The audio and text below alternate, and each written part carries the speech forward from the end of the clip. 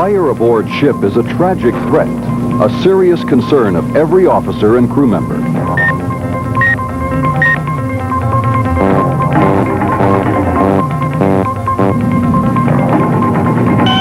When a fire occurs, life safety is of primary importance, but protection of valuable property, equipment, and cargo is another reason fire must be rapidly controlled.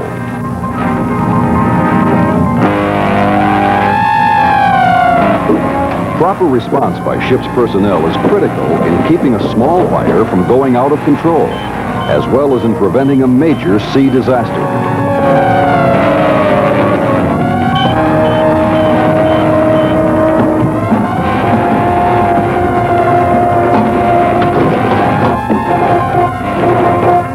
To help provide adequate protection from fire, all marine vessels have some kind of fire suppression equipment. Many ships are equipped with systems that use carbon dioxide as the extinguishing agent. Other types of shipboard systems use water, dry chemical, or foam agents. Recently, however, a new fire suppression system was developed using Halon 1301, an agent that offers a number of advantages over other agents. This is a typical Halon 1301 fire suppression system being installed aboard a large tank vessel.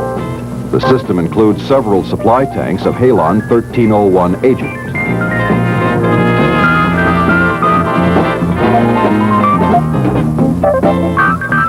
Connected to the supply tanks is a series of pipes that provide proper flow of the agent through the system.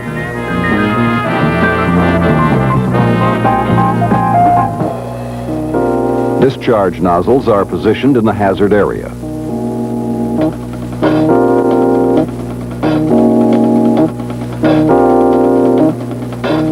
Detectors that are sensitive to heat or flame are also installed in this area.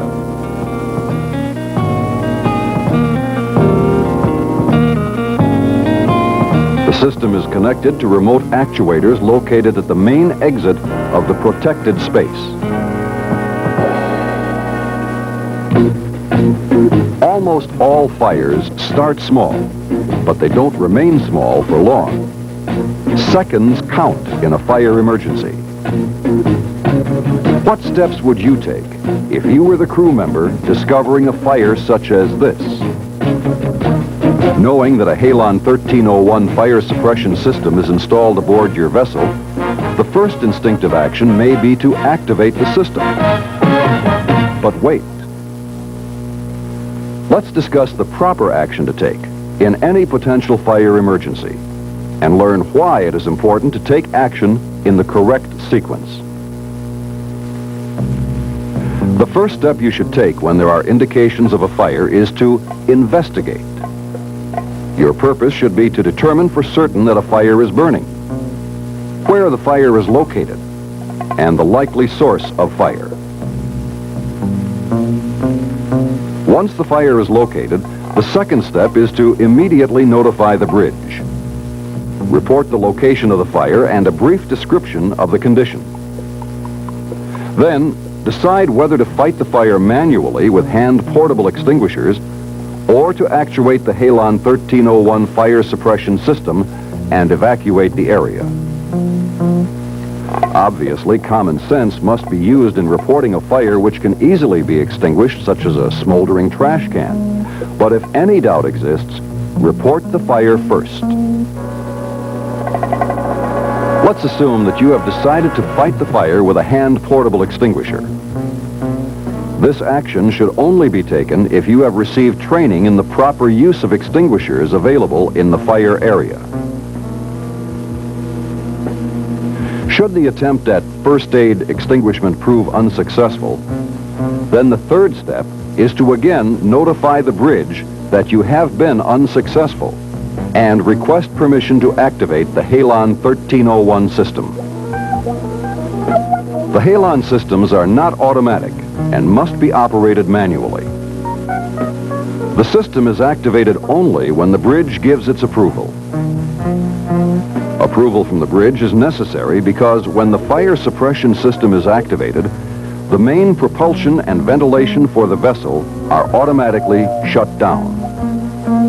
The general alarm is also activated by the bridge. There are two types of actuation systems, a mechanical type and a pressure-operated type. In both cases, they are located near the exit of the protected area. The mechanical type has two separate manual pull boxes. Both pull boxes must be activated in order to discharge the agent in the fire area. To activate the system, break the glass with the small hammer chained to the side of the pull boxes. Next, pull the handles firmly toward you. Be certain both pull box handles are pulled. The system can also be activated locally at the large twin-tank carbon dioxide pilot cylinders by pulling the cylinder release lever, then opening the stop valve.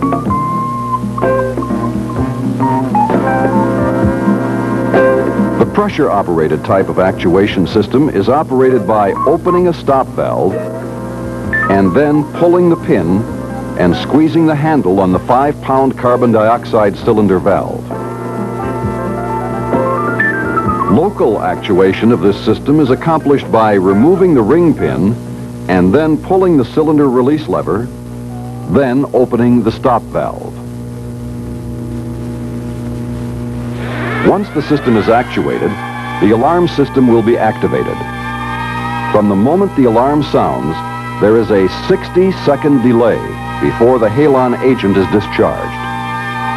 This allows enough time for crew members to evacuate the area and for the ventilation systems and internal combustion machinery to wind down.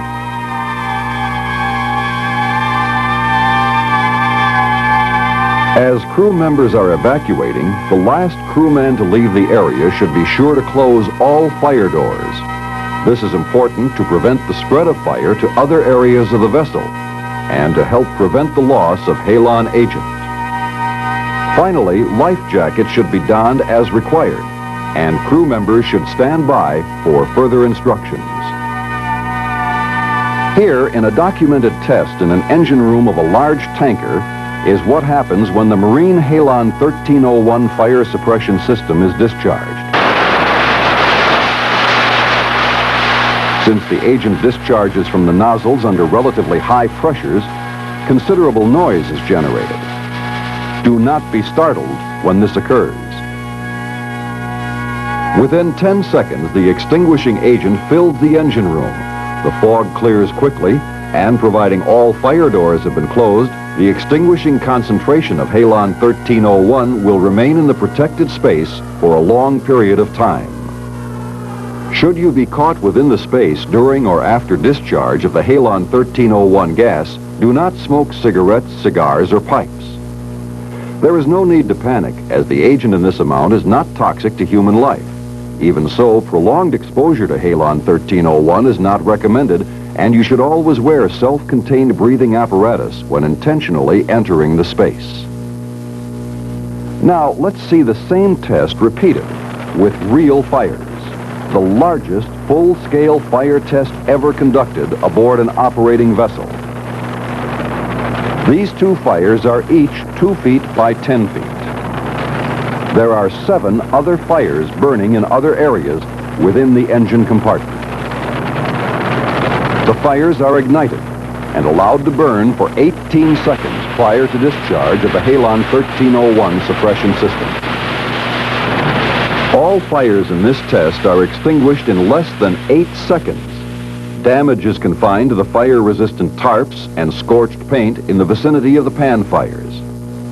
The emergency squad should then investigate the source of the fire, remove all smoldering materials such as rags, insulation, and so forth, and secure the area by standing by with portable extinguishers in case of a reflash. The emergency squad leader must ascertain that the fire has been fully extinguished. A reflash watch is set, and all sources of ignition and/or reignition have been completely eliminated. He must advise the master of this fact before ventilation and other machinery is restarted. For proper halon system recharge procedures, consult the manufacturer's recommendations. Marine crews aboard vessels equipped with the Halon 1301 system can be assured of a high degree of safety and protection. And each crew member's understanding of how to respond properly is one of the keys to reducing the risks of fire on board.